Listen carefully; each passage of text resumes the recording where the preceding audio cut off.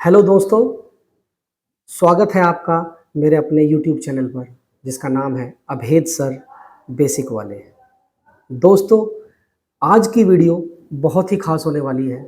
ये video specially उन बच्चों के लिए जो स्कूल जाते हैं या उस मेहनत मजदूरी करने वाले नौजवान के लिए या हमारे बुजुर्ग लोगों के लिए जो किसी भी कारण से हिंदी लिखने और पढ़ने से वंचित रह गए।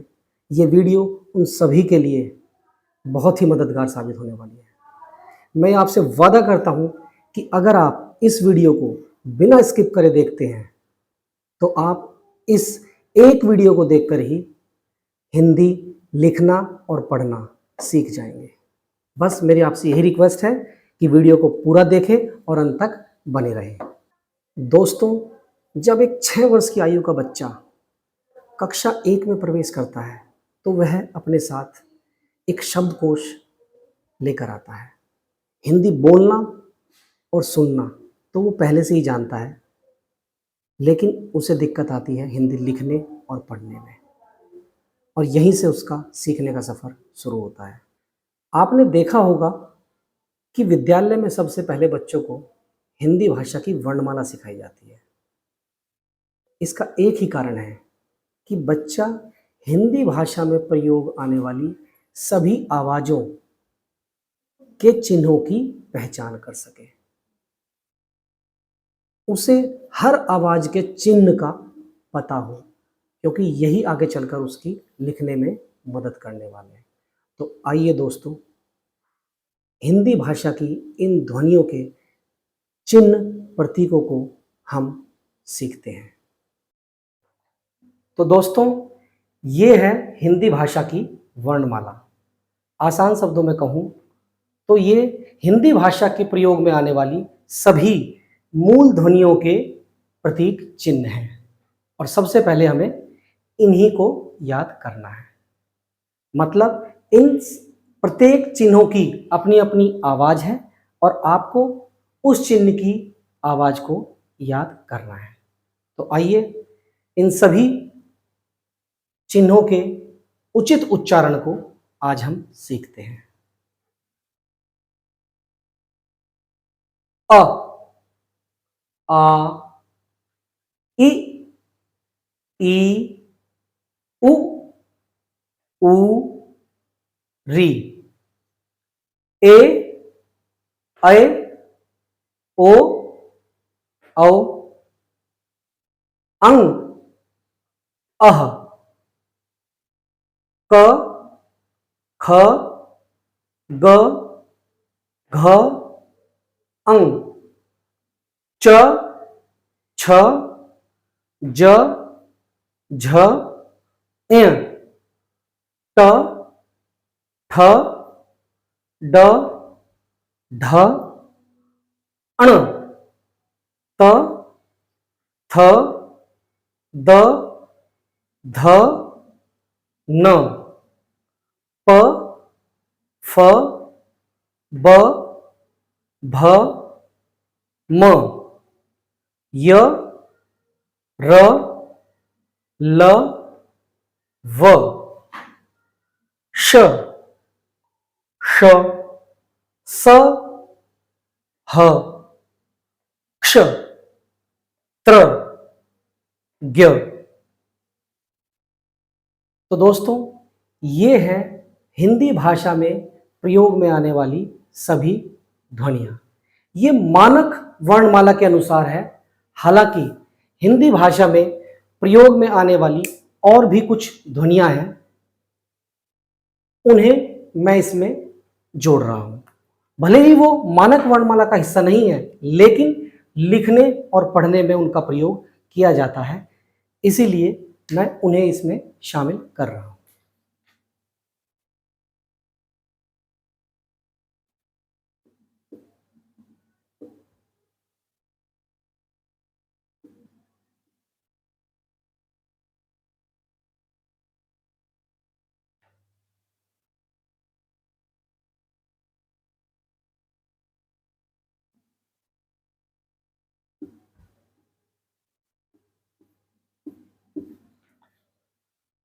दोस्तों, जब भी आप इस चिन्ह को देखेंगे तो इसका उच्चारण करेंगे अ, और ये है ओ। स्पेशली ये ध्वनि अंग्रेजी भाषा के वो जो शब्द जो हिंदी में प्रयोग में किए जाते हैं उसके लिए प्रयोग में लाई जाती है। और ये है श्र, ये है अड़, अढ़।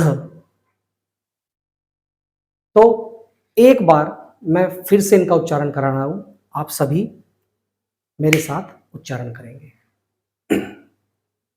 अ, आ, इ, ई, उ, ऊ, री, ए, ऐ, ओ, औ, अं, अह, अ, ओ, क, ख, ग, घ, अं, च, छ, ज, झ, ञ, ट, ठ, ड, ढ, अण, त, थ, द, ध, न, प, फ, ब, भ, म, य, र, ल, व, श, ष, स, ह, क्ष, त्र, ज्ञ, श्र।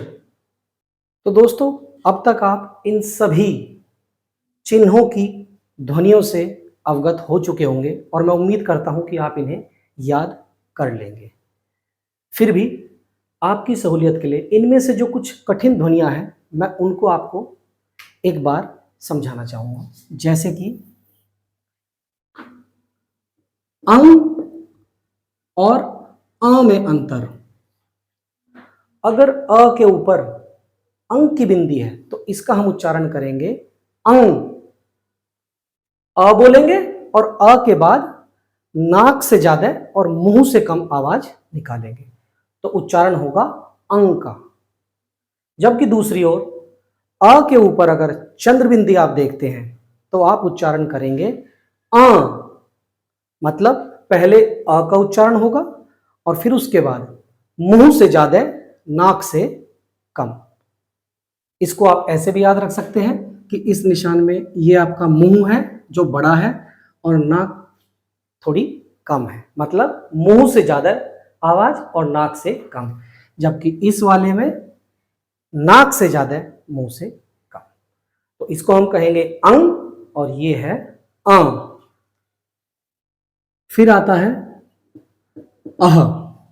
अ के बाद अगर आप ये दो बिंदी देखते हैं ऊपर नीचे तो इसको ही आप ध्वनि निकालेंगे अह।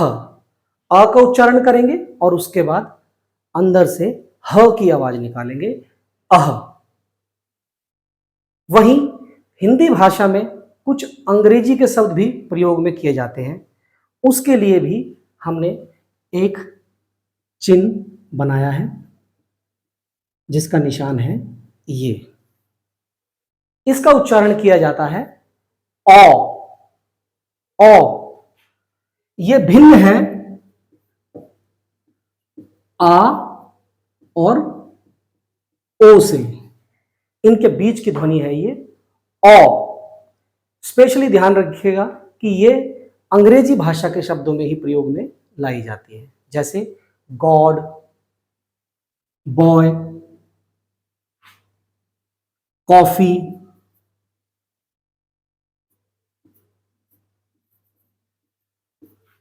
तो कॉफी। चलिए उसके बाद बढ़ते हैं हम इन प्रतीक चिन्हों की ओर। आपने देखा होगा, सामान्यतः हमने बहुत लोगों को सुना है इन तीनों को ही अनैखाली कहा जाता है, जबकि ऐसा नहीं है। इनकी अपनी अपनी ध्वनियां हैं और आपको वो ही याद करनी है। इसकी ध्वनि है अंग, इसकी है एय और इसकी है अण।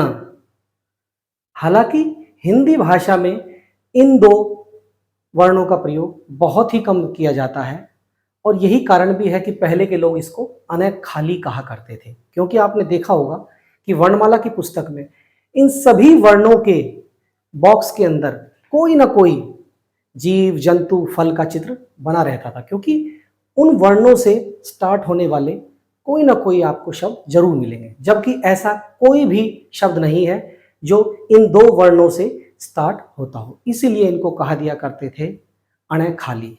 हालांकि अणे खाली कुछ नहीं होता है, इन तीनों चिन्हों की भी अपनी अपनी ध्वनियां हैं और हमें वो ही याद करनी है। इस बात पर आप विशेष ध्यान देंगे। दोस्तों, मैं आपसे फिर कह रहा हूं कि इस एक वीडियो को देखने के बाद आप हिंदी लिखना और पढ़ना सीखेंगे। बस धैर्य बनाए रखें, क्योंकि वीडियो थोड़ी लंबी हो सकती है, लेकिन आज आप यहां से हिंदी पढ़ना और लिखना सीख कर जाएंगे, ये मेरा आपसे वादा है। तो दोस्तों, फिर अगली जो हिंदी भाषा में कुछ ध्वनियां आती हैं, बच्चे जिसमें गलतियां करते हैं, वो हैं ये तीन ध्वनियां। इन तीनों को आमतौर पर सभी स का उच्चारण कर देते हैं, स स स। हालांकि इन तीनों की भी आवाजों में थोड़ा सा अंतर है। आइए उसी अंतर को हम समझते हैं, और अंतर होना स्वाभाविक भी है, क्योंकि जब इनके चिन्ह अलग हैं तो इनकी ध्वनियां भी अलग अलग होंगी। तो आइए वो ही मैं आपको बताता हूं कि इनकी ध्वनियों में क्या अंतर है। इसको समझने के लिए आप ऐसा मानिए कि ये आपके मुंह की बनावट है, जिसमें ये आपके दांत हैं और ये हमारे मुंह के ऊपर वाला हिस्सा, ये नीचे वाला हिस्सा, और इधर से हमारी जीभ है। तो सबसे पहले अगर हम जीभ को अपने तालू की ओर लेकर जाते हैं, अपने तालू की ओर, और वहां से फिर जीभ को आगे की ओर करते हैं और ध्वनि निकालते हैं श। श। तालू पर जीभ को रखेंगे और आगे की ओर जीभ को धकेलेंगे, एक सीटी की आवाज निकालते हुए, तो वो ध्वनि होगी इस वाले निशान की, जिसकी आवाज है श। वहीं दूसरी ओर अगर हम अपनी जीभ को तालू से हल्का सा ऊपर मूर्धा की ओर लेकर जाएंगे और यहां से ध्वनि का उच्चारण करेंगे, तालू से हल्का सा पीछे की ओर, और आवाज निकालेंगे श। श। इसमें हवा में ज्यादा अवरोध आता है, थोड़ा भारी आवाज लगती है। इसको कभी कभी आपने बच्चों को कहते सुना होगा, पेट पटाशा। हालांकि यह इसकी आवाज नहीं है, इसकी आवाज है श। और इसकी आवाज क्या है? श, हल्की सी सीटी के साथ। तीसरे का उच्चारण करना थोड़ा सरल है। उसमें आप अपनी जीभ को दांत के पास रखेंगे और उच्चारण करेंगे स। स। मैं समझता हूं कि आपको इन तीनों ही निशानों की आवाज का अंतर भली भांति समझ में आ गया होगा। तो आइए एक बार इनको फिर से उच्चारण करते हैं। श, श, स, श, श, स। मैं उम्मीद करता हूं कि आपको इन ध्वनि चिन्हों के ध्वनियों की आवाज का अंतर स्पष्ट हो गया होगा। इसके बाद हम चलते हैं इन चार चिन्हों की ओर। ये संयुक्त व्यंजन की कैटेगरी में आते हैं। हालांकि मैं कोशिश ये कर रहा हूं कि इसमें हम व्याकरण को ज्यादा डिटेल में ना जाएं, केवल फोकस होगा हमारा हिंदी को पढ़ना और लिखने पर। इसलिए मैं व्याकरण में ज्यादा नहीं जाऊंगा, उतना ही जितना कि बस केवल जरूरत है। दोस्तों, ये जो थी ध्वनियां, इनको हम बोलते हैं स्वर। ये जो ध्वनियां हैं, इनको हम बोलते हैं व्यंजन।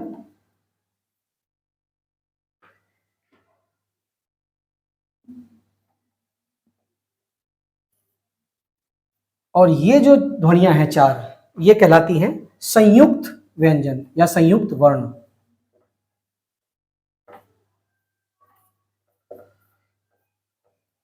इनके नाम से ही पता चलता है कि ये संयुक्त वर्ण है, मतलब इनमें एक से ज्यादा ध्वनियां सम्मिलित हैं। जैसे कि क्ष, क्ष का अगर आपको सही उच्चारण करना है तो आपको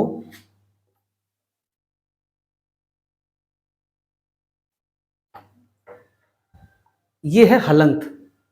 जिस वर्ण के नीचे भी ये लग जाए तो ये उसकी ध्वनि को आधा कर देगा। और ये है श। तो अगर आप इन दोनों ध्वनियों को एक साथ बोलेंगे तो इसका उच्चारण स्वतः ही हो जाएगा। इसे हम बोलेंगे क्ष। ऐसे ही इसका उच्चारण है आधा त और र, मतलब त्र। ज्ञ, ज्ञ का उच्चारण हमें सुनने में ऐसा प्रतीत होता है जैसे आधा ग और य।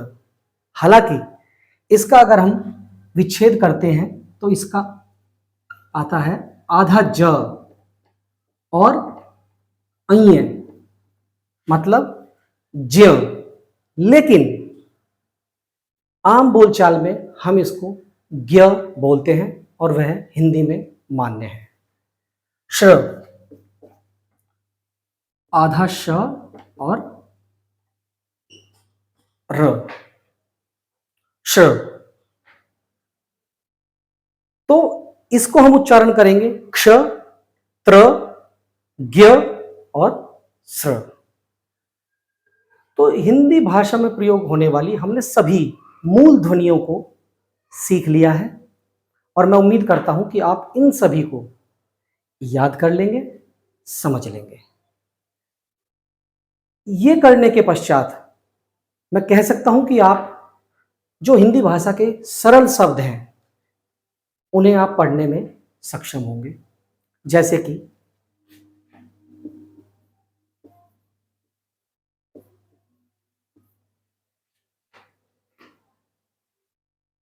तीन वर्णों के ऊपर एक शिरोरेखा, मतलब कि ये एक शब्द है, तो इसको हम कैसे पढ़ेंगे?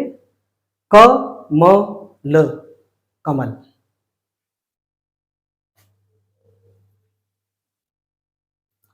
घ र घर।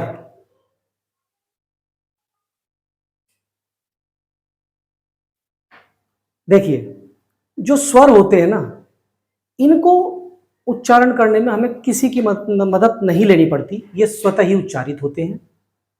व्यंजन जो होते हैं इनको उच्चारण करने में स्वरों की मदद लेनी पड़ती है।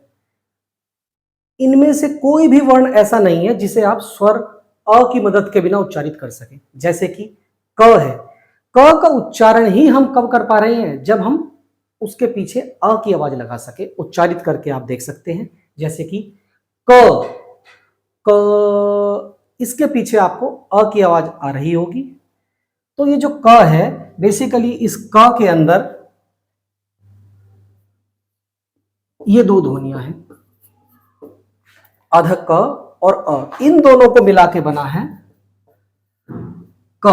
और यही व्यंजन की परिभाषा भी है कि व्यंजन उन वर्णों को कहा जाता है जिनके उच्चारण में हमें स्वरों की मदद लेनी पड़े। तो दोस्तों, यहां तक अब आप सरल शब्दों को पढ़ना सीख गए होंगे। अब हम आगे बढ़ते हैं। तो दोस्तों, अब तक हम हिंदी भाषा में प्रयोग में लाई जाने वाली सभी मूल ध्वनियों के प्रतीक चिन्हों को समझ चुके हैं। आइए देखते हैं कि इतने ही ज्ञान के आधार पर क्या हम हिंदी का कोई वाक्य लिख सकते हैं। जैसे कि मान लीजिए मैं लिखना चाहता हूं, कमल कीचड़ में खिलता है। केवल इतने ही ज्ञान पर जो अब तक आपने प्राप्त किया है, क्या आप यह लिख सकते हैं, कमल कीचड़ में खिलता है? आइए प्रयास करते हैं। क म ल, कमल। कीचड़, कीचड़ में आपने देखा होगा कि पहली ध्वनि क्या है? की। लेकिन यह ध्वनि तो हमारे वर्णमाला में कहीं भी नहीं है और हमें इनमें से ही प्रयोग में लाना है। तो हम क्या कर सकते हैं? की, गौर से देखिए, की के अंदर हमें कौन सी आवाज आ रही है? क्या मैं इसको ऐसे लिख सकता हूं इतने ही ज्ञान के आधार पर?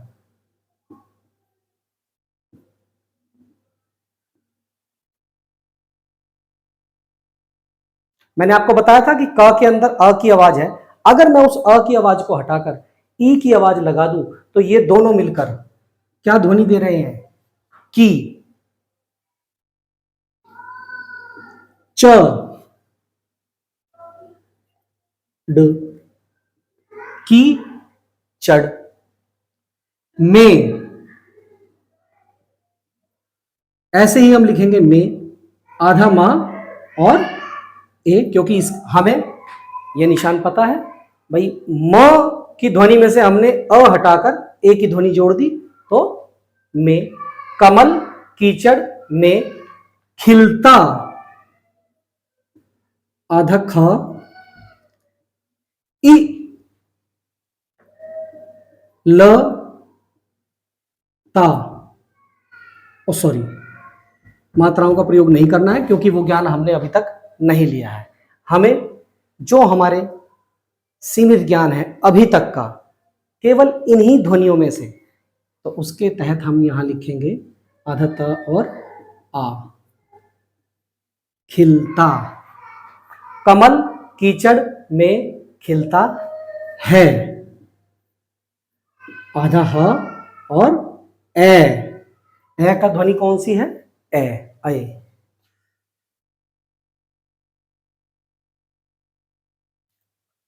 दोस्तों एक बात ध्यान रखिएगा कि हिंदी वर्णमाला में ये जो अ की ध्वनि मैंने आपको बताई है, बहुत जगहों पे आप ऐसा भी पाएंगे कि इस चिन्ह पे ए की ध्वनि भी होती है।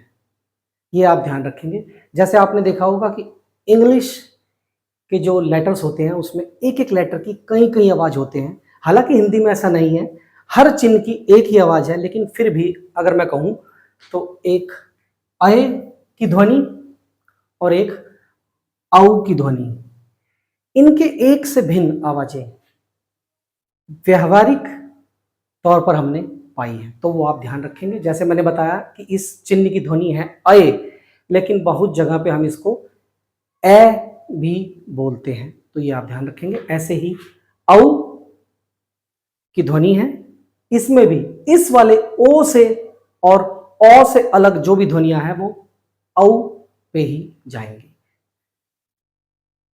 तो इस प्रकार बच्चों हमने लिखा कमल कीचड़ में खिलता है। देखने में बड़ा अजीब लग रहा होगा ना कि आज तक तो ऐसा हमने कभी देखा नहीं, लेकिन जब तक मात्राओं का ज्ञान नहीं हुआ था तब तक केवल वर्णमाला के आधार पर हम कमल कीचड़ में खिलता है केवल इसी प्रकार लिख सकते हैं और लिखा भी जाता था। लेकिन फिर ऐसा देखा गया कि ये देखने में बड़ा अटपटा सा लगता है, इससे हर शब्द थोड़ा बड़ा भी हो जाता है। तब ये पाया गया और ये नियम बनाया गया कि भाई क्यों ना, अगर हम किसी व्यंजन के बाद, किसी भी व्यंजन के बाद अगर किसी स्वर का इस्तेमाल होता है तो उस स्वर को हम उसके मूल रूप में ना लिखकर किसी अलग छोटे रूप में लिखें, किसी अलग रूप में लिखें जिससे कि वो शब्द छोटा भी हो जाए और अच्छा भी लगे। और यहीं से इजाद हुआ मात्राओं का। वो कहते हैं ना कि necessity is the mother of invention, तो वो कहावत यहाँ बिल्कुल सही बैठती है। यहीं से मात्राओं का उदय हुआ। और अगला हमारा जो टॉपिक होगा वो होगा मात्राओं का। ये जो आप स्वर देख रहे हैं इन सब का ये समझ लीजिए आम भाषा में कि ये एक आवाज, तो मैं आपको बता ही चुका हूं कि इन चिन्हों की क्या आवाज है वो आपने याद कर लिया है, ये इनका मूल रूप है। लेकिन जब भी कभी ये आवाज जो इन स्वरों की है किसी भी व्यंजन के बाद आएगी तो हम उसे इनके मूल रूप में ना लिखकर उनकी मात्राओं के रूप में लिखेंगे। मैं इतने पार्ट को अभी यहीं पर लिखे रहने देता हूं ताकि आप इसको बेहतर समझ सकें। और अब हम बढ़ते हैं अपनी मात्राओं की ओर। तो साथियों अब हम बढ़ते हैं अपने दूसरे चरण की ओर, जो है स्वर और उनकी मात्राओं के चिन्ह। वर्णमाला सीखने के बाद हिंदी पढ़ने और लिखने के लिए जो आपको दूसरा काम करना है वो है इन स्वरों की मात्राओं के चिन्हों को याद करना। इनकी ध्वनियां तो आप पहले ही जान चुके हैं। स्वरों की ध्वनियां हम आपको पिछली टॉपिक में बता चुके हैं। अब हैं इनकी मात्राओं के चिन्ह जो आपको याद करने हैं। हमने देखा कि मात्राओं की जरूरत भी हमें क्यों पड़ी, इस कारण कि भाई ताकि ये जो हमारे शब्द हैं इनको हम थोड़ा छोटा कर सकें और ये देखने में भी अच्छे लगे। और नियम क्या बना कि जब भी किसी व्यंजन के बाद स्वर का प्रयोग होगा तो हम उन्हें उनके मूल रूप में ना लिखकर उनकी मात्राओं के रूप में लिखेंगे। तो आइए इनकी मात्राओं के चिन्हों को एक बार देख लेते हैं। अ जो स्वर है इसका कोई भी मात्रा नहीं होती है। क्यों? क्योंकि हमने पिछले टॉपिक में देखा था कि अ तो स्वतः ही हर व्यंजन के पीछे है। हमने देखा था कि जो हमारा क व्यंजन है इसमें भी दो आवाजें हैं, आधा क और अ। आधे क को अगर हमें लिखना होगा तो हम उसके नीचे क्या लगाते हैं, हलंत। किसी भी वर्ण के नीचे, किसी भी व्यंजन के नीचे अगर हम हलंत लगा देंगे तो वह आधा वर्ण या अर्धवर्ण कहलाएगा। तो ये जो क है, व्यंजन क, इसके उच्चारण में दो ध्वनियां हैं, क, आधा क और अ। हालांकि हम आधे वर्ण का कभी उच्चारण नहीं कर सकते अकेले, उसके आगे या पीछे हमें कुछ ना कुछ लगाना होगा। तो ये है क। तो आपने देखा होगा ऐसे आप कोई और भी वर्ण ले लीजिए, ख। ख की ध्वनि भी क्या है, आधा ख और अ। इन दो को बोले बिना आप ये नहीं बोल सकते। ख में अ तो है ही, इसीलिए अ की कभी कोई मात्रा नहीं है, क्योंकि वो सभी व्यंजनों में स्वतः ही है। तो अ की कोई मात्रा नहीं होती है। आ की मात्रा का निशान है एक खड़ी पाई। ये क्या है, ई। ई की मात्रा का निशान है ये। ई की मात्रा का निशान है ये। उ की मात्रा ये किसी वर्ण के नीचे लगेगी। अगर हम वर्ण यहां लिखेंगे तो उसके नीचे ये मात्रा लगानी है। ऐसे ही जो ई की मात्रा है वर्ण यहां पर आएगा, वो कोई भी वर्ण हो सकता है, उससे पहले से ये मात्रा लगेगी। ऐसे ही ई की मात्रा में भी वर्ण यहां लिखा जाएगा और मात्रा उसके दाईं ओर लिखी जाएगी। उ की जो मात्रा का निशान है वह वर्ण के नीचे लगता है। उ की मात्रा यह भी आमतौर पर वर्ण के नीचे ही लगती है। इसका एक अपवाद भी है जो मैं आपको आगे बताऊंगा। री की जो मात्रा है उसका चिन्ह ये है और ये भी किसी भी वर्ण के नीचे लगेगी। अगर मैं यहां वर्ण लिखूंगा तो उसके नीचे लगेगी।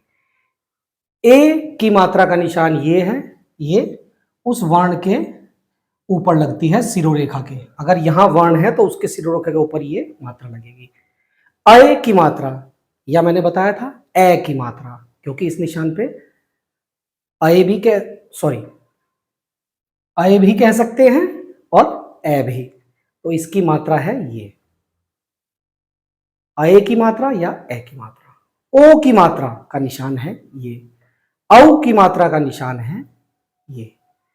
अंग की मात्रा, तो जो भी आप वर्ण लिखेंगे उसकी सिरोरेखा के ऊपर आप ये एक बिंदी लगा देंगे तो वो अंग की मात्रा है। अह की मात्रा, इसमें वर्ण के सामने दो बिंदियां लगेंगी ऊपर नीचे। अ की मात्रा, वर्ण लिखेंगे और उसके ऊपर एक चंद्र बिंदी लगा देंगे। औ की मात्रा जो अंग्रेजी भाषा के शब्दों में प्रयोग में की जाती है, इसमें भी एक खड़ी पाई होगी और उसके ऊपर एक चंद्र होगा केवल। तो ये ही सभी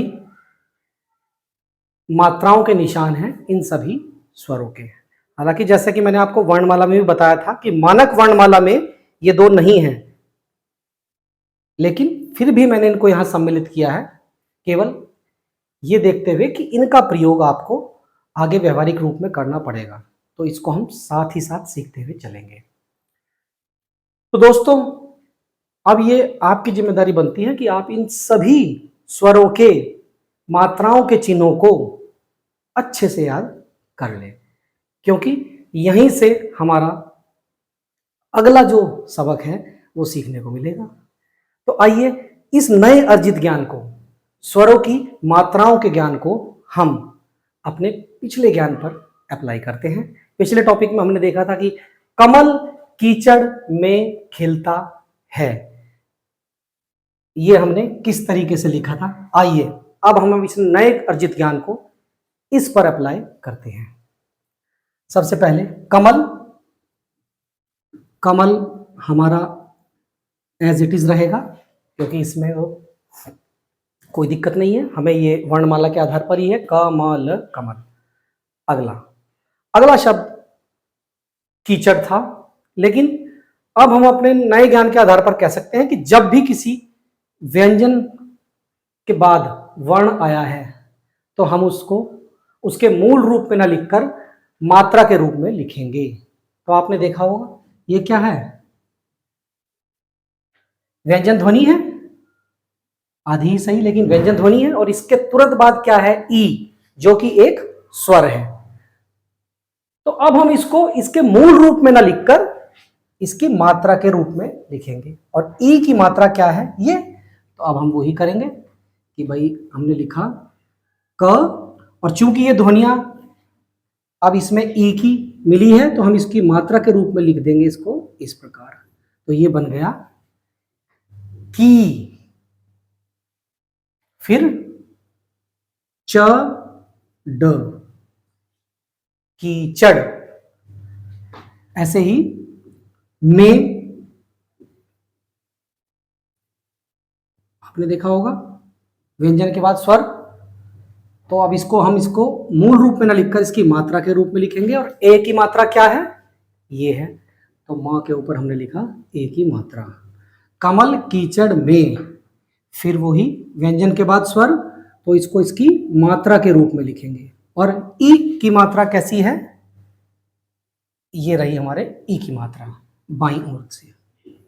खी, ल तो वर्णमाला के आधार पर ही है, ये दो देखिए, व्यंजन के बाद स्वर, तो यहां भी हम इसका मात्रा का रूप लिखेंगे, खिलता है, ह, और उसके बाद ए, व्यंजन के बाद जब स्वर आया तो हम उसको किस रूप में लिखेंगे,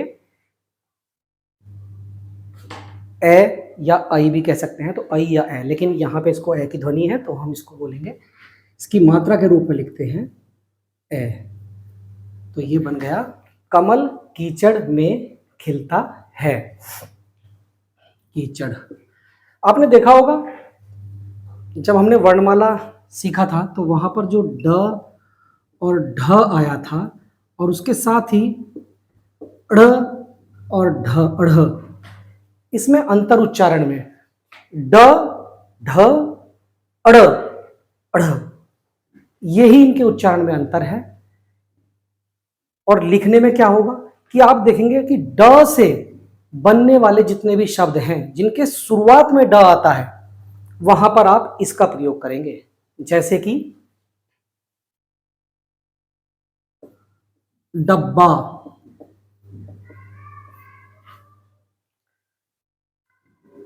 और अगर ये ध्वनि बीच में आती है बाद में आती है तो जैसे कि स ड़ ड़, क, सड़क, अड़ सड़क। तो बस इसमें इतना ही अंतर है कि हल्का सा इन दोनों में भारीपन है, ड़ ढ़, जबकि ये है ड ढ। ये दोनों हमेशा शब्द के शुरुआत में आएंगे, जबकि ये किसी भी शब्द के बीच में या बाद में आएंगे। तो खैर, अभी हमने देखा कि कमल कीचड़ में खिलता है। अब इसको आप समझ पा रहे होंगे कि अब जो आपको पुस्तकों में या कहीं अखबार में या कहीं भी जो लिखा मिलेगा वो इस रूप में मिलता है, क्योंकि अब हमें मात्राओं का ज्ञान आ चुका है समझ में। तो इन मात्राओं के ज्ञान को जब हमने अप्लाई किया तो अब हमारे समझ का विस्तार हुआ और अब हम इस प्रकार के वाक्यों को पढ़ सकते हैं या लिख सकते हैं। लेकिन अभी भी हमें बहुत कुछ सीखना है, क्योंकि अभी तक हमें मूल ध्वनियां और मात्राएं पता चली हैं। क्यों ना हम सभी व्यंजन वर्णों पे ये सभी मात्राएं एक बार लगा दें और उससे बनने वाली सभी जितनी भी पॉसिबल ध्वनियां या आवाजें हैं उनकी एक लिस्ट बना लें, ताकि उससे अलग कोई आवाज हो ही ना। तो कितना अच्छा हो। और यहीं से हमारा आता है अगला टॉपिक, जिसे हम कहते हैं 12 खड़ी। 12 खड़ी उसमें बेसिकली होगा क्या कि जैसे मान लीजिए हमारा व्यंजन वर्ण है, पहला व्यंजन क्या होता है, क। स्वरों की तो ध्वनि होती नहीं है, उस पर तो मात्रा लगेगी नहीं, तो हम व्यंजनों से ही स्टार्ट करते हैं। तो पहला व्यंजन वर्ण क्या है, क। अब हम क्या करेंगे, क के ऊपर ये सभी मात्राओं को लगाएंगे 1 बाय 1 और उसकी एक लिस्ट तैयार करेंगे और वो ही कहलाएगी क की 12 खड़ी। इसमें नाम पर मत जाइएगा 12 खड़ी, क्योंकि हमने मानक ध्वनियों से ज्यादा ध्वनियां ली हैं जो आपको मानक वर्णमाला में नहीं मिलेगी, लेकिन फिर भी हम उनके मात्राओं के चिन्हों को भी अपनी 12 खड़ी में शामिल करेंगे व्यवहारिक दृष्टि को देखते हुए, ताकि आपको लिखने और पढ़ने में किसी प्रकार भी कोई दिक्कत ना आए। तो आइए दोस्तों बढ़ते हैं अपने नेक्स्ट टॉपिक की ओर, जो है 12 खड़ी। दोस्तों मैं आपसे फिर कहना चाहूँगा कि वीडियो में बने रहें, ये बेहद ज़रूरी है। आज एक ही वीडियो में आपको हिंदी पढ़ना और लिखना सीखने के लिए, मैंने देखा है कि YouTube पे आप ऐसी और भी वीडियो मिलेंगी, लेकिन कोई एक ऐसी वीडियो नहीं है जिसमें कि आप केवल उस वीडियो को देखकर लिखने और पढ़ने का, हिंदी का संपूर्ण ज्ञान ले सकें। उसी कमी को पूरी करती है ये वीडियो। तो अगर आप इसको बिना स्किप करे देखते हैं तो ये मेरा आपसे आश्वासन है कि मेरे YouTube चैनल पर, जिसका नाम है अभेद सर बेसिक वाले, आज आप हिंदी पढ़ना और लिखना सीख कर जाएंगे। तो आइए बढ़ते हैं अपने तीसरे टॉपिक की ओर। हिंदी सीखने में जो बेहद ही ज़रूरी है वह है 12 खड़ी। तो दोस्तों ये है 12 खड़ी। 12 खड़ी कुछ और नहीं बल्कि केवल वर्णमाला और मात्राओं के मेल से बनी है, जिसमें कि जब भी व्यंजनों पर हम सभी मात्राओं को 1 बाय 1 लगाते हैं तो जो उससे व्यंजनों की लिस्ट तैयार होती है वो ही कहलाती है 12 खड़ी। इस 12 खड़ी में हमने कुछ चिन्ह जो एक मानक 12 खड़ी है उससे ज़्यादा लिए हैं। क्यों? उसका बस एक ही कारण है, व्यवहारिक दृष्टि से देखते हुए कि आपको ऐसे शब्द लिखने और पढ़ने में आएंगे, लेकिन भले ही वो 12 खड़ी में शामिल ना हो। जैसे कि री की मात्रा नहीं है, अ और ओ की मात्रा आपको मानक 12 खड़ी में नहीं मिलेगी, लेकिन हमने यहाँ उनको शामिल किया है ताकि आपको बाद में कोई भी ऐसा शब्द ना हो जिसे आप पढ़ ना सकें।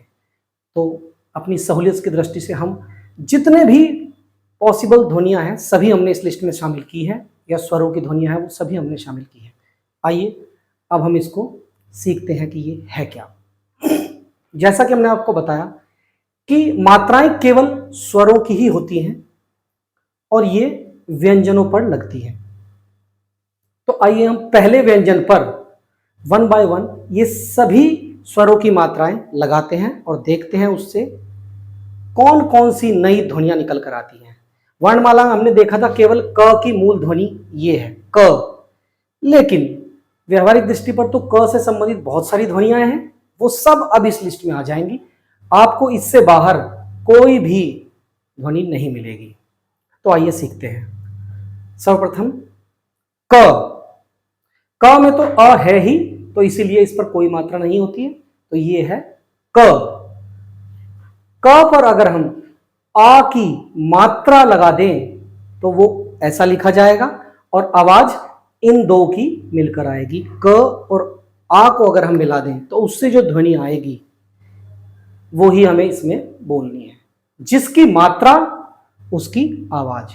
क पर लगी आ की मात्रा का, क पर लगी ई की मात्रा की, क पर लगी ई की मात्रा की, क पर लगी उ की मात्रा कु, क पर लगी उ की मात्रा कु, क पर लगी री की मात्रा क्री, क पर लगी ए की मात्रा के, क पर लगी ऐ की मात्रा कई। यहां यह भी ध्यान रखेंगे कि इस मात्रा की आवाज एक ए भी है, तो क पर अगर हम ऐ कहें या ए कहें तो कुछ शब्दों में ये कई बोलेगा और कुछ में कै।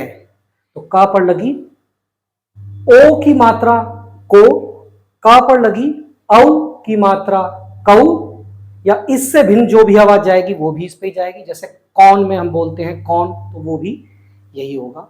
हालांकि वो कौ का उच्चारण नहीं होता है, जबकि कौआ में हम बोलते हैं कौ और कौन में हम बोलते हैं, तो ये दोनों ध्वनियां इस पे ही जाती है। ऐसे ही इसमें भी आपने देखा होगा ऐ की मात्रा, जैसे अगर यही मात्रा भ पे लग जाए ऐसी तो भई, भैया।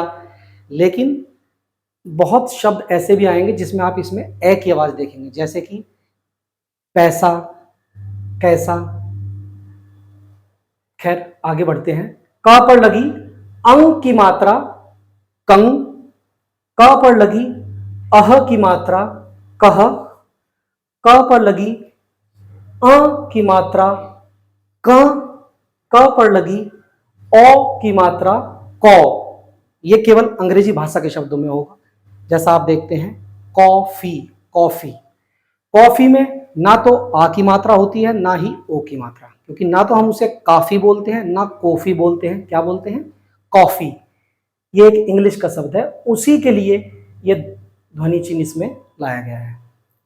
तो इस प्रकार हमने देखा कि क जो मूल ध्वनि है उसमें से कितनी आवाजें बन सकती हैं, वो सभी आवाजें हमने एक लिस्ट के तौर पर लिख ली हैं और वही है क की 12 खड़ी। अब आपको इस पूरी 12 खड़ी को याद करना है, क्योंकि जब कल को आप किसी कठिन शब्द को पढ़ेंगे या मात्राओं वाले शब्द को पढ़ेंगे तो उसमें इनमें से ही कोई ना कोई एक होगा, आपको उनको पढ़ना होगा। तो आप ये 12 खड़ी याद करेंगे, और इसका याद करने का मैं सबसे अच्छा तरीका आपको बताता हूं। आप इसको यहां से शुरू करेंगे। पहले एक बार क, का, की, कु, क्री, के, कई, को, कौ, कं, कह, क, कौ। फिर एक बार इसको आप इधर से भी याद करेंगे। को, क, कह, कं, कौ, को, कई, के, क्री, कु, की, का, क। इसको आप रैंडमली भी याद कर सकते हैं, इससे आपको आगे चलकर पढ़ने में आसानी होगी। जैसे क्री, कौ, की, कह, की, कौ, को, का, क्री, क। तो इस प्रकार आप क की 12 खड़ी को याद करेंगे। ये हमने देखी क की 12 खड़ी। आइए ऐसे ही हम इससे अगले वर्ण की 12 खड़ी लिखेंगे, जो है ख। ख, ख पर अगर हम आ की मात्रा लगा दें तो बन जाएगा खा। ख पर लगी ई की मात्रा खी, ख पर लगी ई की मात्रा खी, ख पर लगी उ की मात्रा खू, ख पर लगी उ की मात्रा खू, ख पर लगी री की मात्रा ख्री, ख पर लगी ए की मात्रा खे, ख पर लगी ऐ की मात्रा खई, ख पर लगी औ की मात्रा ख पर लगी ओ की मात्रा खो, ख पर लगी औ की मात्रा खौ, ख पर लगी अंग की मात्रा खंग, ख पर लगी अह की मात्रा खह, ख पर लगी अ की मात्रा ख, ख पर लगी ओ की मात्रा खौ।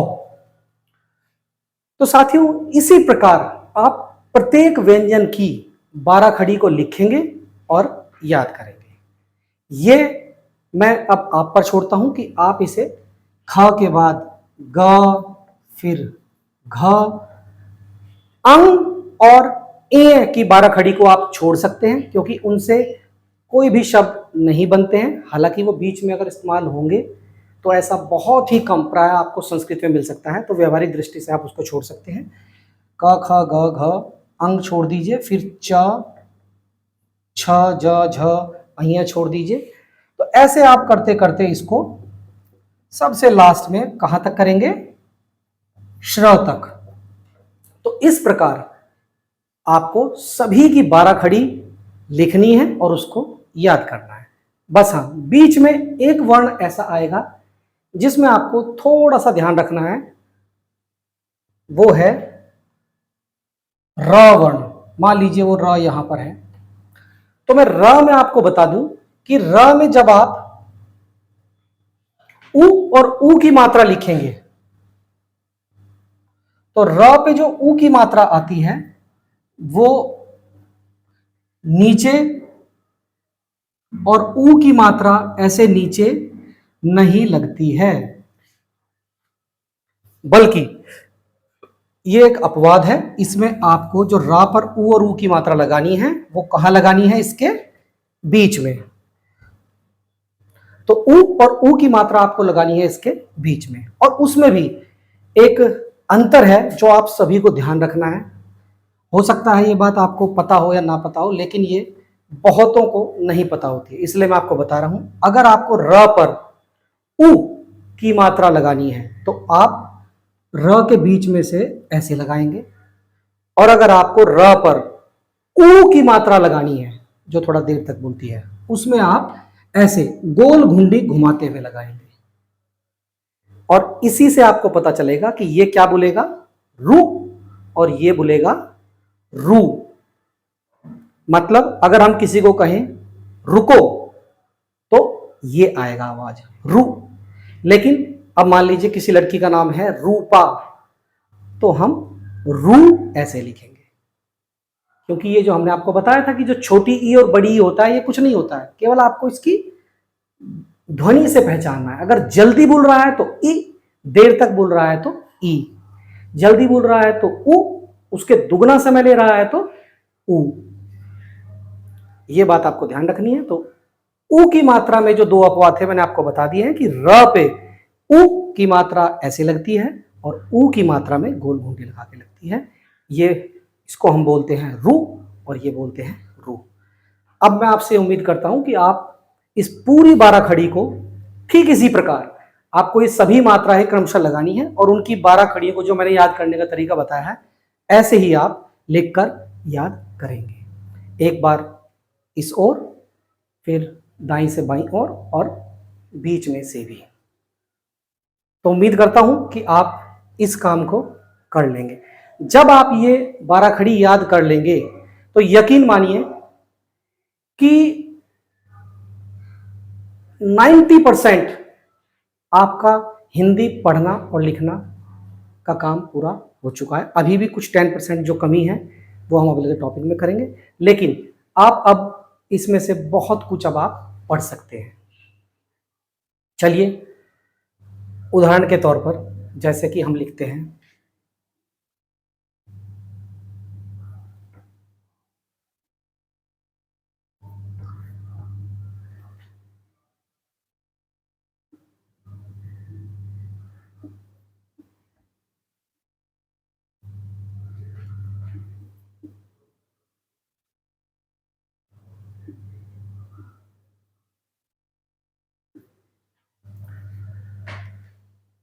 तो देखिए, ये एक वाक्य है हिंदी का जिसमें कितने शब्द हैं? 4। जो पहला शब्द है इसमें कितनी 12 खड़ी हैं? 2। दूसरा शब्द कितनी 12 खड़ी हैं? 3। तीसरे में 1, चौथे में भी 1। तो आइए हम अपने इस ज्ञान के आधार पर, 12 खड़ी के ज्ञान के आधार पर इसको पढ़ने का प्रयास करते हैं। गा, य, गाय, गाय, मैं, माँ पे ऐ की मात्रा, और हमने आपको बताया कि ऐ की मात्रा में बहुत बार ए भी बोलता है। तो मैं दा न मैदान, आप इसको मैदान भी कह सकते हैं और मैदान भी। में माँ पर ए की मात्रा है। अच्छा, ये और ध्यान रखिएगा कि दो मात्राओं का मेल भी हो सकता है, कि भाई जैसे ये जो आपकी मात्राएं हैं, अंग की मात्रा, अ की मात्रा और ये अ की मात्रा, ये तीनों इनमें से किसी के साथ भी आ सकती है। तो दो मात्राओं का जब भी मेल होगा तो आप उनको मिलाकर ही बोलेंगे। तो गाय मैदान में है। ठीक।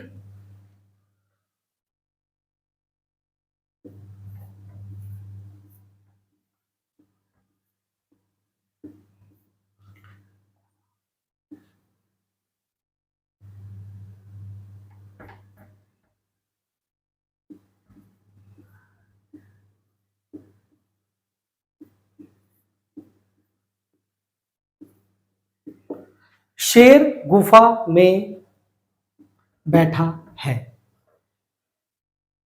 श की 12 खड़ी में से, अब आप इसको पहचान लें कि भाई श पे, ये श की 12 खड़ी में मिलेगा, श पे ए की मात्रा, शेर। ये ग की 12 खड़ी में से है, 2 12 खड़ी है इसमें। पहली 12 खड़ी क्या है? गु, दूसरी है फा, गु फा। तो शेर गुफा में, म पे ए की मात्रा और फिर एक बिंदी भी है, तो दोनों की आवाज मिला देंगे। गुफा में बैठा है, शेर गुफा में बैठा है। तो अब हम ये कह सकते हैं कि मात्राओं वाले जितने भी शब्द होंगे अब आप उन्हें पढ़ने में सक्षम होंगे। लेकिन अभी भी कुछ ऐसे शब्द हैं जो आप पढ़ने में असमर्थ होंगे, क्योंकि उसका ज्ञान आपको भी नहीं है, और वो है आधे अक्षर। कहीं भी अगर आधे अक्षर वाला शब्द आ जाए उसको आप कैसे पढ़ेंगे? उदाहरण के तौर पर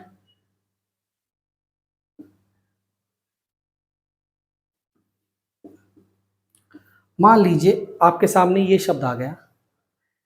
अपने अब तक के अर्जित ज्ञान पर आप इसको पढ़ने में सक्षम नहीं होंगे, क्योंकि आपको ये नहीं पता कि ये क्या है। इसको आप जानते हैं कु और ल, कूल।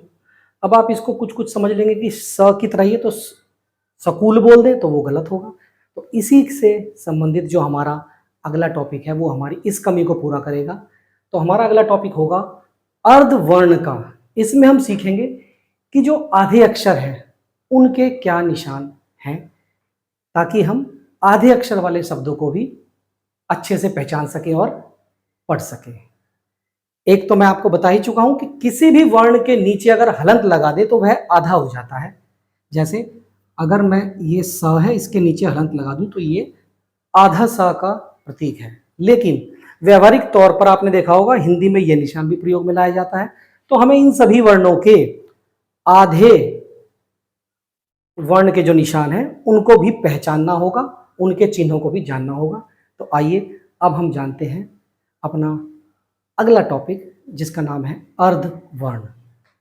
तो साथियों, हमारा अगला टॉपिक है अर्धवर्ण, और ये वर्ण है व्यंजन बेसिकली, क्योंकि स्वर तो जो होते हैं वो तो अपने आप में पूर्ण होते हैं। तो अर्धवर्ण ये व्यंजन है। पूर्ण रूप से तो हम आपका इनका प्रयोग सीख ही चुके हैं, लेकिन जैसा कि हमने बताया कि इस क के अंदर भी दो ध्वनियां हैं।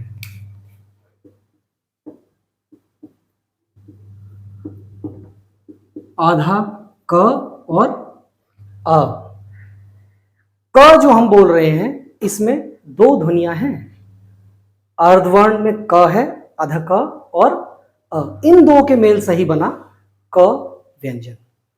इसी प्रकार इन सभी वर्णों में अ छुपा हुआ है, और यही व्यंजन की परिभाषा को भी परिभाषित करता है कि व्यंजन वह वर्ण होते हैं जो स्वरों की सहायता से उच्चारित होते हैं। तो खैर, हमारा टॉपिक है अर्धवर्ण का। एक तो मैं आपको बता ही चुका हूं कि आधे वर्णों का एक प्रतीक चिन्ह जो होता है वो हलंत से होता है। आप अगर इन सभी वर्णों के नीचे हलंत लगा दें तो ये सब अर्धवर्ण के निशान में परिवर्तित हो जाएंगे। लेकिन हलंत का प्रयोग आमतौर पर हम संस्कृत भाषा में करते हैं। हिंदी में आपको इनका प्रयोग मिलता है पर थोड़ा कम। तो इन सभी वर्णों के अलग से भी चिन्ह हैं अगर वो अर्धवर्ण के रूप में प्रयोग में लाए जाते हैं। आधे वर्ण का उच्चारण में आप हमेशा ध्यान रखेंगे कि आधे वर्ण को कभी भी हम अकेले उच्चारण नहीं कर सकते। जैसे कि अगर मैं ये आधे स का जो निशान है स, इसको तो हम उच्चारण कर सकते हैं स, लेकिन अगर मैं आपको कहूं कि इसको उच्चारण करके दिखाओ, ये आधे स का निशान है, लेकिन मैं इसको उच्चारण नहीं कर पाऊंगा। मैं कितना भी प्रयास करूं उसमें अ की आवाज आएगी ही आएगी। स स आप प्रयास करके देख सकते हैं, उसके पीछे हमेशा अ की आवाज आएगी। तो आधे वर्ण चाहे वो कोई भी हो, आप उसको उच्चारण नहीं कर सकते जब तक कि उसके आगे या पीछे कुछ लगा ना हो। जैसे कि अगर मैं अभी इसके आगे लगा दूं ये कु, तो अब आप देखिएगा जब मैं इसका उच्चारण करूंगा तो मैं इस स में अ की आवाज आने से पहले ही कु को उच्चारण कर दूंगा। तो मैं इसको क्या बोलूंगा? स्कू। स्कू। देखा आपने, स में से अ की आवाज गई। तो ये है अर्धवर्ण, मतलब इसको हम अकेले उच्चारण नहीं कर सकते, इसके आगे या पीछे हमें कुछ लगाना होगा। और इसी कारण ये शब्द हम बोलते हैं स्कूल। जबकि अगर ये स पूरा होता तो हम क्या बोलते? सकूल, जो कि गलत शब्द होता। सकूल अपने आप में गलत है, जबकि सही उच्चारण क्या है? स्कूल। तो इसी प्रकार इन सभी व्यंजन वर्णों का जो अर्ध वर्ण का रूप है, उनके जो चिन्ह हैं, अब हम उनको सीखेंगे। तो आइए अब हम वो सीखते हैं। उसके लिए मैं सबसे पहले आपको 3 नियम बताना चाहूंगा। एक, आपने देखा होगा हिंदी में हमने प्राय देखा है कि ये खड़ी पाई होती है। अगर इनमें से नियम नंबर 1, अगर किसी वर्ण की खड़ी पाई के दोनों ओर कुछ ना कुछ है, जैसे मान लीजिए क वर्ण को हम लेते हैं, क में ये ऐसे है और फिर ऐसे है, खड़ी पाई के बाईं ओर भी है और खड़ी पाई के कुछ दाईं ओर भी है। तो पहले नियम के तहत अगर कोई भी वर्ण के खड़ी पाई के दोनों तरफ कुछ है तो हम इसके दाईं ओर का आधा भाग हटा देंगे, तो वो बन जाएगा आधे क का निशान। दूसरा रूल, अगर किसी वर्ण के केवल एक तरफ कुछ है, मान लीजिए जैसे ये खड़ी पाई है, इस खड़ी पाई के केवल बाईं तरफ में ही आप देख रहे हैं कि ख में कुछ है, तो ऐसे केस में हम खड़ी पाई को लुप्त कर देते हैं, हटा देते हैं, तो वो उस आधे वर्ण का निशान बन जाएगा। जैसे तो ये खड़ी पाई है, मैं इसको ये हटा देता हूं, तो ये बन गया आधा ख। तीसरा नियम, अगर किसी वर्ण में खड़ी पाई है ही नहीं, जैसे कि ड, ड में आप देखेंगे कोई खड़ी पाई नहीं है, तो ऐसे वर्णों में हमारा वही जो संस्कृत वाला नियम है कि भाई हम उसके नीचे क्या लगाएंगे? हलंत। तो ये बन जाएगा आधा ड। आधा ड कहने को है, लेकिन इसका उच्चारण हम नहीं कर सकते। उच्चारण इनका जब ही हो सकता है जब इनके आगे या पीछे कुछ लगेगा, लेकिन आपको इनके चिन्हों की पहचान अवश्य होनी चाहिए, क्योंकि जब आप किसी लिखी हुई शब्द को पढ़ेंगे तो वहां आपको उन चिन्हों का ज्ञान होना चाहिए और उनका उच्चारण। बस आधे वर्ण का उच्चारण यही है कि आप उसमें से अ की आवाज को हटा देंगे। आधा वर्ण तभी उच्चारण हो सकता है कि अगर आप उसकी बाद की जो अ की आवाज है वो हटा दें और उसके तुरंत बाद आप अगले वर्ण की आवाज या अगली 12 खड़ी की आवाज लगा दें। तो आइए अब हम इन सभी व्यंजनों से इनके अर्ध वर्ण के निशान बनाते हैं, इन तीनों नियमों को ध्यान में रखते हुए। आप मेरे साथ साथ इस बात को देखेंगे। क में हम देखते हैं कि खड़ी पाई है और खड़ी पाई के दोनों ओर है, तो हम इसका दाईं ओर का आधा हिस्सा हटा देंगे तो ये आधे क का निशान हो जाएगा। ख में खड़ी पाई के बाईं ओर है, केवल दाईं ओर कुछ नहीं है, तो ऐसे केस में हम खड़ी पाई को लुप्त कर देंगे, ये आधे ख का निशान। यहां भी वही है, खड़ी पाई के एक तरफ है, दाईं तरफ कुछ नहीं है, तो खड़ी पाई को हम हटा देंगे, ये आधे ग का निशान। इसमें भी खड़ी पाई के केवल बाईं ओर है, तो खड़ी पाई को गायब कर देंगे, आधे घ का निशान। इसमें देखिए खड़ी पाई है ही नहीं, तो आधा वर्ण कैसे बनेगा, इसमें हलंत लगाकर। हालांकि इसका प्रयोग काफी कम होता है, फिर भी लेकिन च में भी आप देखेंगे खड़ी पाई के केवल एक हो रहा है, तो हम इसको खड़ी पाई को हटा देंगे। छ में हम हलंत लगा देंगे, इसमें भी हम खड़ी पाई को हटा देंगे, यहां भी हम खड़ी पाई को हटा देंगे, यहां भी हम खड़ी पाई को हटा देंगे, यहां हम हलंत लगाएंगे, यहां भी हलंत लगाएंगे, यहां भी हलंत लगाएंगे, यहां भी हलंत लगाएंगे। में हम खड़ी पाई को हटा देंगे। आधे त के लिए भी हम खड़ी पाई को हटा देंगे, आधे था के लिखने के लिए भी हम खड़ी पाई को हटा देंगे। दा में खड़ी पाई है ही नहीं, तो यहां हम हलंत का प्रयोग करेंगे। धा में भी हम खड़ी पाई को हटा देंगे, न में भी हम खड़ी पाई को हटा देंगे। प अगर लिखना है तो आधे प के लिए भी आपने देखा होगा कि हम खड़ी पाई हटा देते हैं। फ में खड़ी पाई के दोनों ओर है, तो हम केवल दाईं ओर का थोड़ा सा हिस्सा को हटाएंगे, ये आधा फ होगा।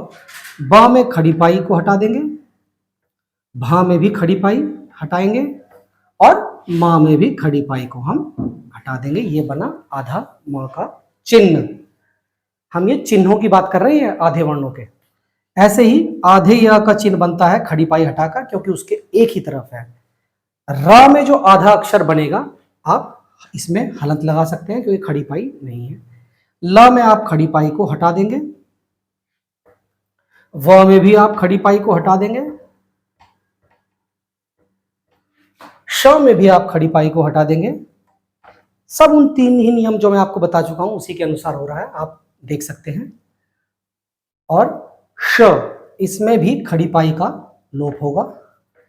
स में से भी खड़ी पाई को हम हटा देंगे, ह में खड़ी पाई है ही नहीं, तो हलंत लगा देंगे।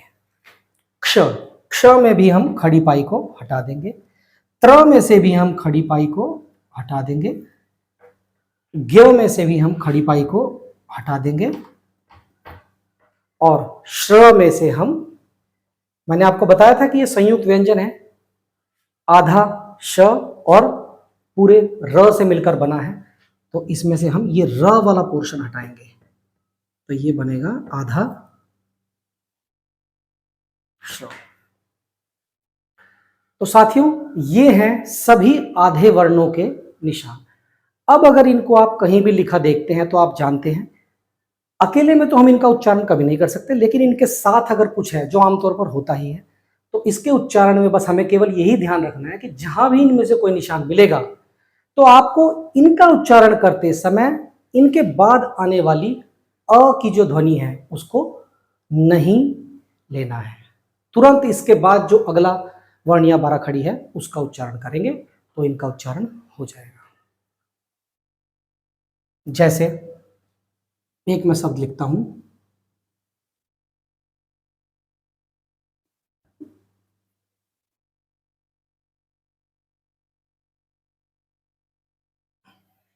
देखिए हमें पता है निशान किसका है, आधे प का, उसके बाद या है, बाराखड़ी में हमने सीखा था, और ये ज है। तीनों एक ही सिरोरेखा से बंधे हैं, तो मतलब ये एक शब्द है। जिस वर्ण या बाराखड़ी की आवाज पहले होगी उसको पहले उच्चारित करेंगे, दूसरे नंबर पे जो होगी उसको दूसरे नंबर पे करेंगे, तीसरे नंबर पे जो निशान होगा उसकी आवाज ऐसे करेंगे। इसी प्रकार हम शब्दों को बोलते हैं कि जो सिरोरेखा के नीचे शब्द वर्ण लिखे हैं उनको उसी क्रम में उच्चारण किया जाता है जिस क्रम में वो लिखे हुए हैं।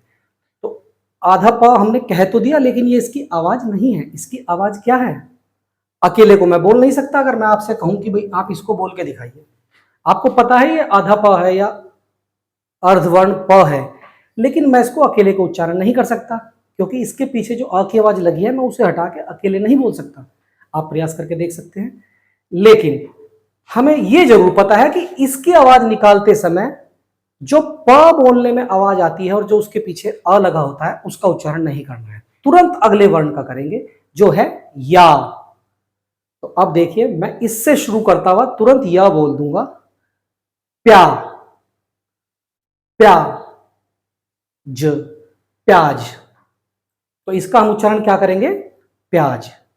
तो इसी प्रकार हम आधे वर्णों का उच्चारण करते हैं। अब मैं समझता हूं कि आपके सामने अगर कोई अर्धवर्ण आता है तो आप उसका उच्चारण कर पाएंगे।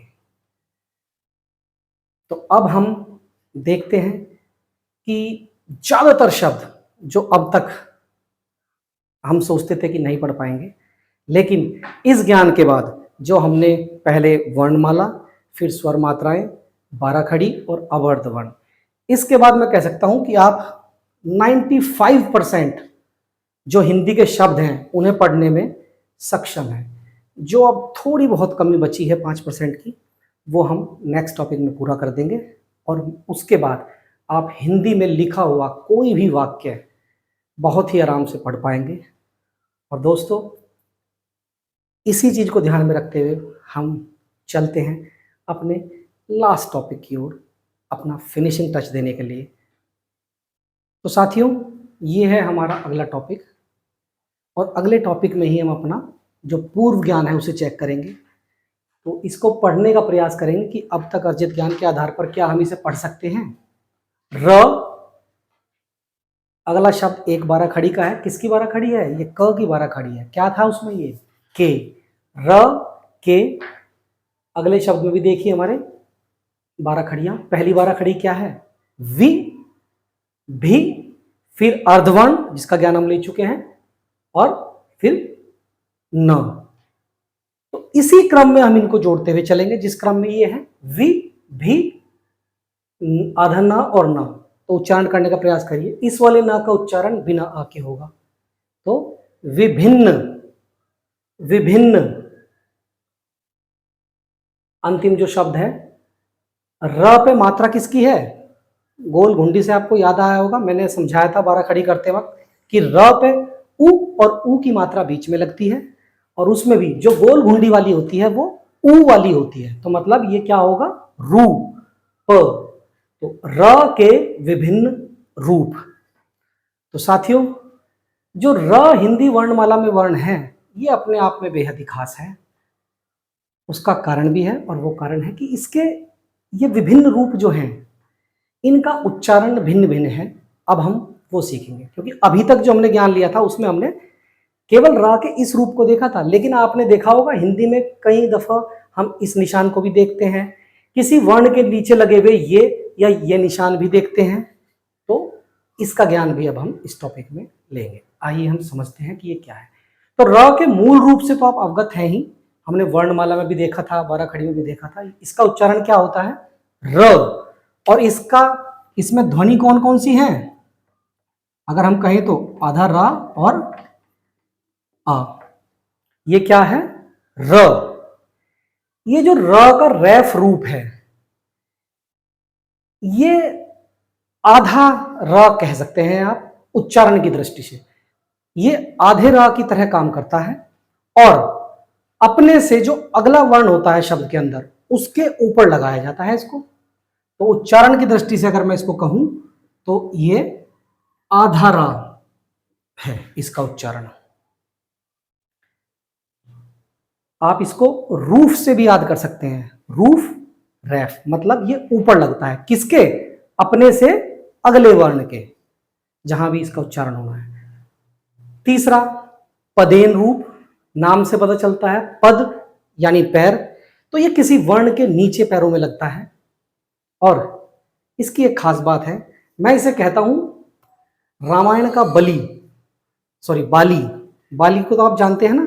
तो जो रामायण में बाली था उसको एक खास वरदान था कि वो जिससे भी युद्ध करता था उसकी आधी शक्ति, उसको वो आधा कर देता था, उसकी आधी शक्ति उसके अंदर, बाली के अंदर आ जाया करती थी। तो ये पदेन र भी ठीक उसी प्रकार का है। ये जिसके नीचे लगता है वो दिखने में पूर्ण लगता है चिन्ह के हिसाब से, लेकिन उच्चारण में वो आधा हो जाता है। और ये दिखने में कितना छोटा सा लगता है, लेकिन ये उच्चारण पूरा करता है। ये खुद पूरे र का उच्चारण देगा और जिसके नीचे लगेगा उसे आधा कर देगा। जैसे बाली जिसके साथ युद्ध करता था, उसकी आधी शक्ति बाली में आ जाया करती थी, ये पूरा हो जाया करता था और वो आधा। तो इसका भी उच्चारण की दृष्टि से अगर हम देखते हैं तो ये पूर्ण रा का उच्चारण देता है। मतलब ये वर्ण विन्यास जब हम करेंगे, जब तोड़ के लिखेंगे ध्वनि को, तो जो इसका उच्चारण होगा वो पूरे र की तरह का होगा। खैर, ये तो नियम मैंने आपको बताया। अब इसको हम व्यावहारिक दृष्टि से शब्द में प्रयोग करके देखते हैं। आइए कोई ऐसा शब्द लिखते हैं जिसमें ये तीनों का प्रयोग हम समझा सकें। तो चलिए हम शब्द लेते हैं। मैं एक शब्द लिखता हूं, क र म। आप देख रहे हैं कि व्यंजन है, पूर्ण है, क र म। तो क्या बोलेगा? इसी क्रम में बोलिए, करम करम। अच्छा, उच्चारण की दृष्टि से हमेशा एक बात ध्यान रखिएगा बच्चों, जब भी हम किसी भी शब्द का उच्चारण करते हैं तो हम बाईं से दाईं ओर को उच्चारण करेंगे। जो इधर पहले होगा, फिर दूसरे नंबर वाले का उच्चारण, फिर तीसरे वाले का उच्चारण। ऐसे ही किसी 12 खड़ी में या किसी वर्ण में अगर ऊपर भी है और नीचे भी है, मान लीजिए उसके ऊपर भी है, नीचे भी है, बीच में भी है, सॉरी, और नीचे भी है, तो यहां हमारा उच्चारण होगा ऊपर से नीचे की ओर। पहले हम चलेंगे बाएं से दाईं, और किसी एक ही वर्ण पर अगर ऊपर भी है और नीचे भी है तो हम ऊपर से नीचे, पहले इसका उच्चारण होगा, फिर बीच वाले का, और लास्ट में इस तीसरे वाले का। ठीक है ना? तो चलिए आगे बढ़ते हैं। ये हम चले इधर को, करम करम। अब हम इसी से मिलता जुलता एक शब्द लिखते हैं ताकि हमें समझने में आसानी हो।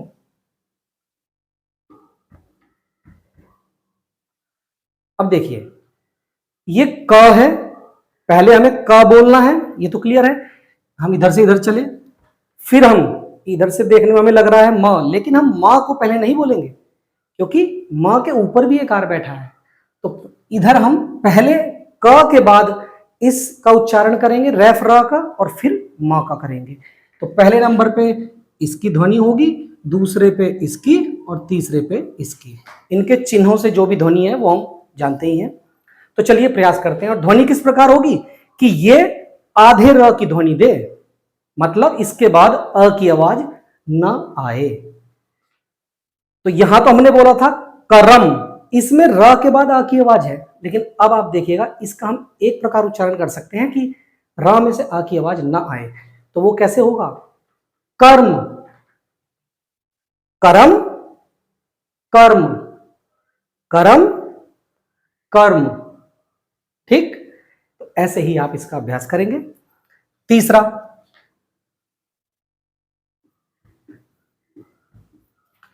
पहले तो इसमें क्रम देखिए कि हम उच्चारण कैसे करेंगे। पहले नंबर पे भाई बाएं से जब दाएं को चलेंगे और पहले में ही नीचे भी है तो पहले तो इसका उच्चारण होगा, ये जो क है। दूसरे नंबर पे इसका उच्चारण होगा और तीसरे नंबर पे इस मां का उच्चारण होगा। अब ये देखते हैं कौन आधा कौन पूरा। हमें यहां क देखने में क्या लग रहा है? पूरा लग रहा है। आमतौर पर हम इसका पूरा उच्चारण करते, लेकिन इसके नीचे ये बाली बैठा है, पदेन रूप का रा, ये क्या करेगा? इसको क्षीण कर देगा, इसको आधा बना देगा और खुद छोटा सा होते हुए भी पूरा उच्चारण करेगा। तो यहां ये आपको हमेशा ध्यान रखनी है कि क आपको भले ही देखने में पूरा लग रहा है, लेकिन क ये उच्चारण की दृष्टि से आधा है। पहले आधा क बोलेगा, फिर पूरा र बोलेगा, क्योंकि मैंने आपको बताया इसकी ध्वनि क्या है, पूरे र वाली, और उसके बाद मां बोलेगा। अब आप प्रयास करिए। ये था करम, ये कर्म। यहां पे आपको ये देखो आ की आवाज किसके बाद नहीं आनी है? किसके बाद नहीं आनी है? इस पहले ही क के बाद। ये क जो है ये आधा है, मतलब क के बाद अ की आवाज नहीं आएगी, र के बाद आएगी। तो इसका बस एक ही तरीका है, क्र, क्रम। आप देखिए क के बाद अ की आवाज नहीं आई, क्रम। मैं तीनों को एक साथ बोलूंगा और आप इसका प्रयास करेंगे। करम, कर्म, क्रम, करम, कर्म, क्रम। फिर से देखिए, करम, कर्म, क्रम। क्लियर हुआ? उम्मीद है आप इन अंतर को भली भांति समझ गए होंगे। और अब मैं ये मान के चलता हूं कि आप रा का विभिन्न रूप जहां भी आपके सामने लिखे हुए आएंगे, आप उनको अच्छे तरीके से उच्चारण कर पाएंगे। तो इसके बाद बस अब हमें एक छोटा सा टॉपिक है जो देखना है, और उसके बाद आप, मैं कह सकता हूं दावे से कि आप हिंदी पढ़ सकते हैं। चाहे कितना भी कठिन वाक्य आपके सामने आ जाए, आप हिंदी पढ़ लेंगे। तो चलिए देखते हैं उस टॉपिक को। तो साथियों, ये है हमारा अगला और आखिरी टॉपिक, संयुक्त वर्ण का।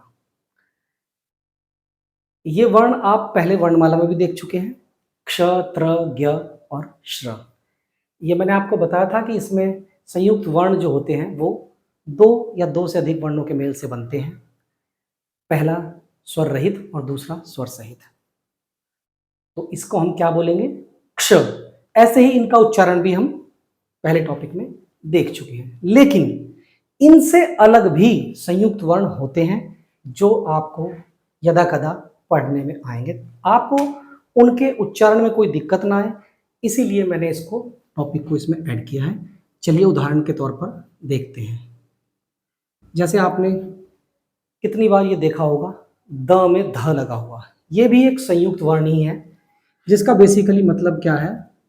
आधा ध, द और ध। ऐसा ही एक शब्द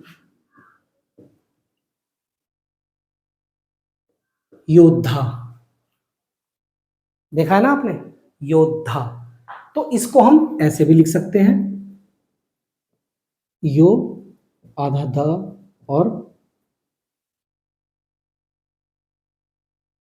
धा, योद्धा। तो ये एक ही बात है, इसमें हमने इसको अलग अलग करके लिखा है और यहां इसको संयुक्त वर्ण के रूप में लिख दिया है।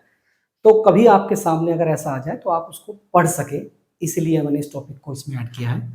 ऐसे ही आपने द में व भी देखा होगा, तो इसका भी मतलब क्या होगा? आधा द और व। उदाहरण के तौर पर तो उच्चारण कैसा होगा? जो द है वो आधा उच्चारण होगा, व का पूरा उच्चारण होगा। तो और ये जो मात्रा है, मात्रा हमेशा ध्यान रखिए, आपको चाहे वो देखने में लग रही हो कि वो पूरे वर्ण के साथ है, लेकिन हमें उसके उच्चारण की दृष्टि से देखना है। यहां पर जो द है वो उच्चारण से आधा है, तो ये मात्रा जो देखने में द पे लग रही है, द की नहीं है, ये व की है। तो ये वा बोलेगा, और उससे पहले, क्योंकि द ऊपर है, तो जो हमारा पढ़ने की नियम है वो क्या है? बाएं से दाएं और ऊपर से नीचे। तो पहले आधे द का उच्चारण होगा और फिर वा का, क्योंकि आधे अक्षर पर कभी भी मात्रा नहीं लगती है। जो मात्रा होती है वो हमेशा पूरे अक्षर पर होती है। जिस प्रकार आपने देखा होगा कि बस में सवारी बैठती है, अगर किसी के साथ बच्चा है तो बच्चा अपनी माँ की गोद में बैठ रहा है, उसको अलग से सीट नहीं मिलती है। तो ठीक उसी प्रकार ये जो मात्रा है ये पूरी सवारी के साथ है, पूरे वर्ण के साथ होगा, ना कि इसके साथ। भले ही वो हमें देखने में लग रहा है, यहाँ देखने में लग रहा है कि ये आ की मात्रा द पर है, लेकिन नहीं, द तो खुद ही आधा है, तो मात्रा व पे है। मतलब वा बोलेगा और वा से पहले आधा द, तो द्वार। ठीक है? ऐसा ही और, जैसे मान लीजिए ह, और ह में ही ये म, तो ह आधा है, म पूरा है, आधा ह और म। उदाहरण ब्रह्मा,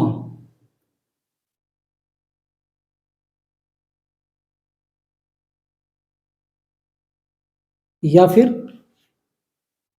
आप ऐसे भी लिख सकते हैं, ब्र आधा ह और मा, यहाँ पर भी आधा द व और र। आप किसी भी प्रकार करें